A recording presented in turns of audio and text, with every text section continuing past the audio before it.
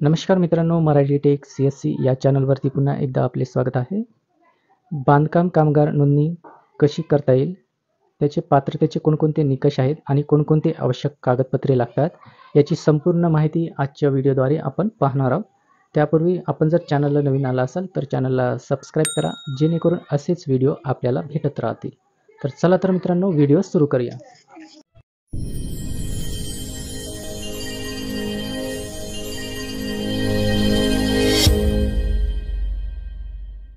बांधकाम कामगार नोंदणीकरिता या वेबसाईटवरती यायचं आहे, mahabocw.in, किंवा या वेबसाईटची लिंक मी डिस्क्रिप्शन बॉक्समध्ये प्रोव्हाइड केली आहे. तिथून तुम्ही या वेबसाईटवरती येऊ शकता. इथे आल्यानंतर अशा प्रकारे आपल्याला डॅशबोर्ड दिसेल. त्यानंतर आपल्याला खाली यायचं आहे. खाली आल्यानंतर इथे आपण पाहू शकता बांधकाम कामगार नोंदणी. त्यानंतर बांधकाम कामगार द्याव्यासाठी ऑनलाईन अर्ज करा. त्यानंतर ऑनलाईन नोंदणीचे नूतनीकरण, अशा प्रकारे इथे ऑप्शन दिसतील. त्यानंतर आपल्याला बांधकाम कामगार नोंदणी या ऑप्शनवरती क्लिक करायचं आहे. क्लिक केल्यानंतर अशा प्रकारे पेज ओपन होईल. यामध्ये नोट दिलेली आहे की जर तुम्ही कल्याणमध्ये काम करत असाल तर कृपया कल्याण हे तुमचे जवळचे WFC स्थान म्हणून निवडा. त्यानंतर आपण खाली इथे क्लिक करायचं आहे. क्लिक करून आपले जवळचे WFC स्थान निवडायचं आहे.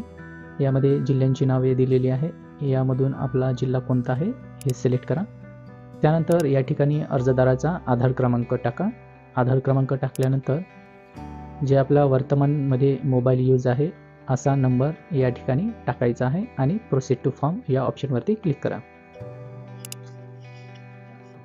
अशा प्रकारे फॉर्म भरण्यासाठी पेज ओपन होईल. यामध्ये आता आपल्याला पर्सनल डिटेल्स भरायचं आहे.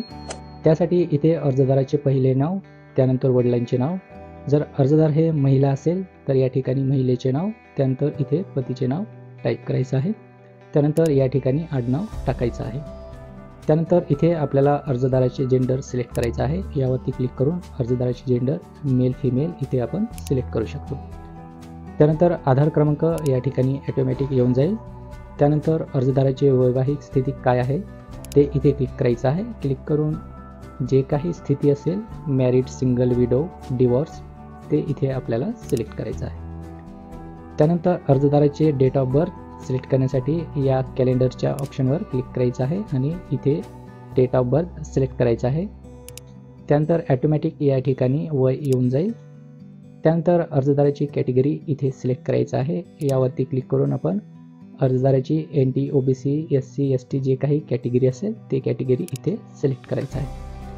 त्यानंतर इथे ऑटोमॅटिक आपला मोबाईल क्रमांक येऊन जाईल. आता पाहूया पत्ता आधार कार्डनुसार इथे टाकायचा आहे. त्यासाठी हे जे आपल्याला ऑप्शन दिसत असेल, घर क्रमांक, इमारत क्रमांक, तर या ठिकाणी रेड स्टार नसल्यामुळे हे आपण सोडून दिलात तरी चालेल. त्यानंतर इथे आपल्याला आपले गावाचे नाव टाकायचं आहे. त्यानंतर सिटी नेम इथे टाईप करायचं आहे. त्यानंतर स्टेटमध्ये महाराष्ट्र हे ऑटोमॅटिक इथे आलेलं आहे. त्यानंतर इथे आपला जिल्हा सिलेक्ट करायचा आहे. यावरती क्लिक करून आपण ज्या जिल्ह्यामध्ये राहतो तो जिल्हा इथे आपल्याला सिलेक्ट करायचा आहे. त्यानुसार तालुका इथे येऊन जाईल. यामध्ये आपला तालुका सिलेक्ट करायचा आहे. त्यानंतर पोस्ट ऑफिसमध्ये आपले जे पोस्ट ऑफिस येईल तो पोस्ट ऑफिस इथे सिलेक्ट करायचा आहे. पोस्ट ऑफिस सिलेक्ट केल्यानंतर ऑटोमॅटिक या ठिकाणी पिनकोड येऊन जाईल.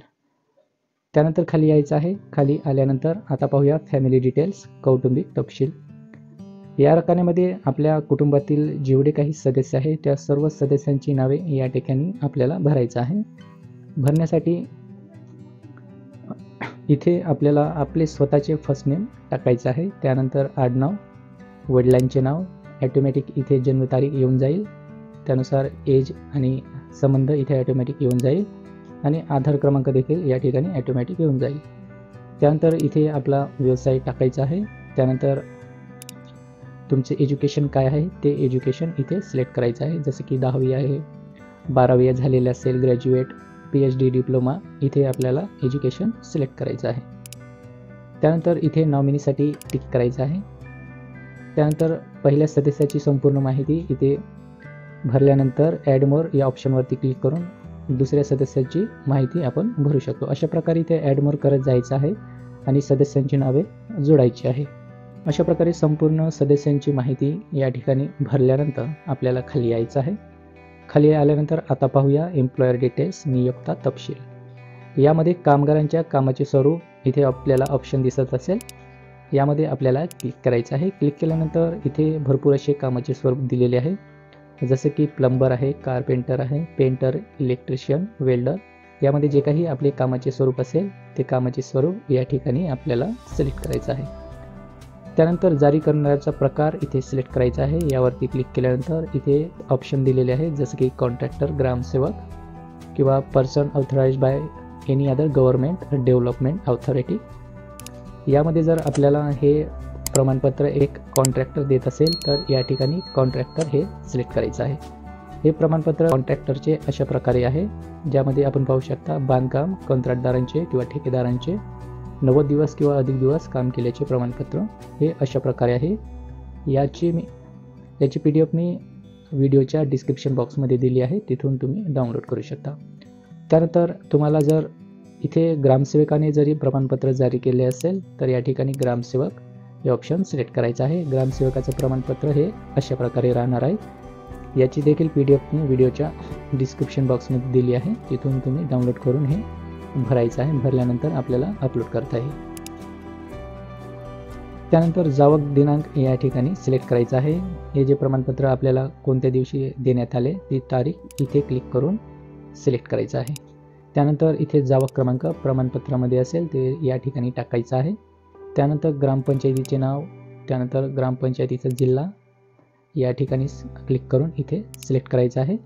सिलेक्ट केल्यानंतर इथे ग्रामपंचायतीचा तालुका यावर क्लिक करून तो तालुका या ठिकाणी सिलेक्ट करायचा. आता पाहूया सपोर्टिंग डॉक्युमेंट्स. यामध्ये जे डॉक्युमेंट्स आहे ते या फॉर्मॅटमध्ये असायला पाहिजे, JPEG, JPG, PNG आणि PDF. त्यानंतर या फाईलची मॅक्झिमम साईज हे 2 MB पर्यंत असायला पाहिजे. त्यानंतर ॲप्लिकेंट फोटो, इथे आपल्याला अपलोड फोटो हे ऑप्शन दिसत असेल, यावरती क्लिक करायचं आहे. क्लिक केल्यानंतर इथे आपल्या मोबाईलचा कॅमेरा चालू होऊन जाईल. चालू झाल्यानंतर आपल्याला टेक अ स्नॅपशॉट या ऑप्शनवरती क्लिक करायचं आहे. क्लिक केल्यानंतर अशा प्रकारे हे फोटो टिक करण्यात येईल. त्यानंतर अपलोड फोटो, इथे आपल्याला एक ऑप्शन दिसत असेल अपलोड, या बटनावरती क्लिक करायचं आहे. क्लिक केल्यानंतर हा फोटो अपलोड होऊन जाईल. किंवा आपल्या गॅलरीमधून आपल्याला एक फोटो सिलेक्ट करायचा असेल तर इथे अपलोडचं एक ऑप्शन दिसत असेल, यावरती क्लिक करायचं आहे. क्लिक केल्यानंतर चूज फाईल या ऑप्शनवरती क्लिक करायचं आहे. क्लिक केल्यानंतर गॅलरी ओपन होईल, त्यामधून एक फोटो सिलेक्ट करायचा आहे आणि सिलेक्ट केल्यावर इथे अपलोड हे ऑप्शन दिसत असेल, यावरती क्लिक करायचं आहे, तर तो फोटो अपलोड होऊन जाईल. त्यानंतर इथे आता आपल्याला डॉक्युमेंट्स अपलोड करायचं आहे. त्यामध्ये या ठिकाणी आपले आधार कार्ड अपलोड करायचं आहे. अपलोड करण्यासाठी चूज फाईल या ऑप्शनवरती क्लिक करून आधार कार्ड इथे अपलोड करू शकतो. त्यानंतर आहे 90 दिवस कामाचे प्रमाणपत्र. चूज फाईल या ऑप्शनवरती क्लिक करायचं आहे. क्लिक करून आपण इथे 90 दिवस कामाचे प्रमाणपत्र अपलोड करू शकतो. त्यानंतर आपल्याला खाली यायचं आहे. खाली आल्यानंतर टर्म्स अँड कंडिशन इथे टिक करून ॲक्सेप्ट करायचं आहे. ॲक्सेप्ट केल्यानंतर खाली यायचं आहे. खाली आल्यानंतर इथे तुम्ही पाहू शकता अशा प्रकारे आपल्याला एरर दिसत असेल.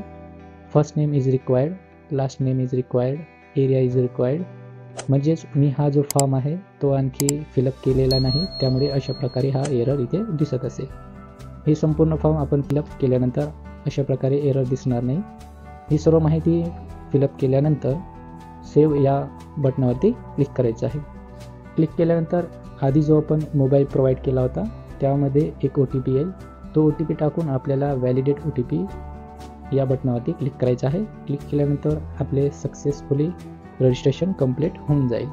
तर अशा पद्धतीचा हा व्हिडिओ होता. व्हिडिओ आवडल्यास नक्की लाईक करा, तसेच मित्रांना देखील शेअर करा. धन्यवाद.